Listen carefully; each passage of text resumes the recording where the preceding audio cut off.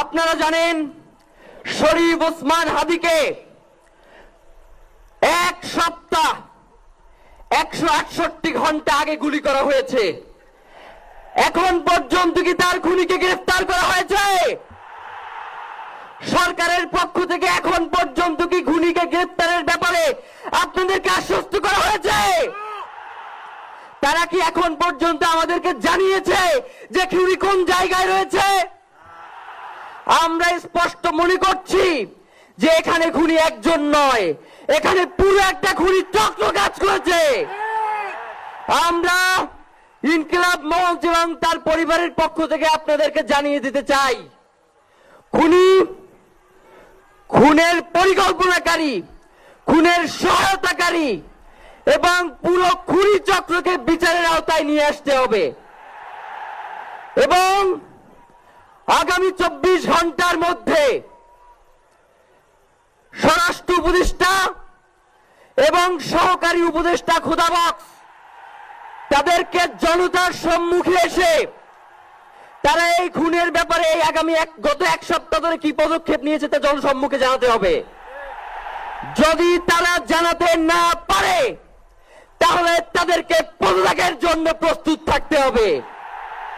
আমরা ইনকিলাব মঞ্চ কোনোভাবে এই শরীফ ওসমান হাদির রক্তকে বৃথা যেতে দেব না।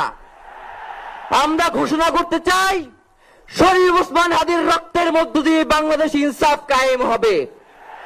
আপনাদেরকে তিনি বারংবার বলেছেন, বাংলাদেশের স্বাধীনতা সার্বভৌমত্ব রক্ষা এবং ইনসাফের লড়াইয়ের জন্য আমাদেরকে যদি জীবনও দিয়ে দিতে হয় আমরা জীবন দিয়ে দেব, তবু ইনসাফের লড়াই ছাড়ব না।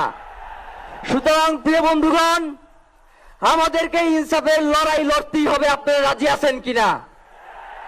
এবং সেই সাথে আমরা আরো বলতে চাই, সিভিল মিলিটারি ইন্টেলিজেন্সের মধ্যে ঘাপটি মেরে বসে থাকা আওয়ামী দোসরদেরকে চিহ্নিত করে গ্রেফতার করতে হবে। প্রিয় সংগ্রামী বন্ধুগণ, শরীফ ওসমান হাদির পরিবারকে জানানো হয়, রাষ্ট্রের পক্ষ থেকে আপনাদেরকে যদি কোনো সুবিধা দরকার হয় আপনারা আমাদেরকে বলবেন।